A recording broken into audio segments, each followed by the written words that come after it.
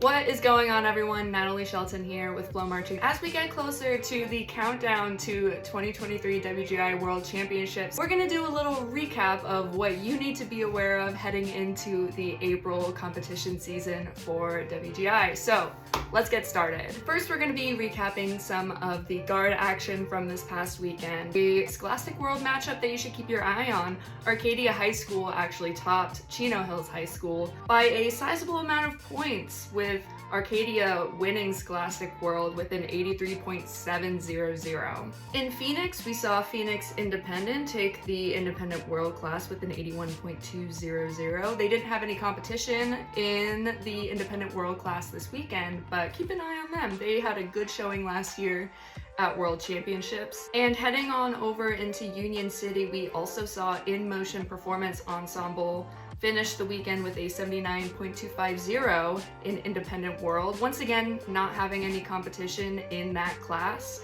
Same story for James Logan High School in the Scholastic World. They finished with the 75.650. And then at Richmond, we saw First Flight taking a victory over George Mason University. First Flight scoring an 80.300, topping the class. So that's kind of where guard is at. We saw not too many competitions this weekend for guard. That is definitely not the case for this upcoming weekend. So be sure to keep an eye on FloMarching.com to see who's going to be competing where this weekend and what you're going to be able to stream live. So let's switch gears and go over to percussion and winds. Unfortunately, due to weather in Hattiesburg, all of the Sunday competition that was supposed to be finals was canceled. So we only saw the groups competing at Hattiesburg having one performance opportunity on Saturday. And there we saw Petal High School in Scholastic Marching World taking first with an 81.250. In Independent Marching World, we saw Music City Mystique top the class, making it really close to the 90s Club with an 88.500.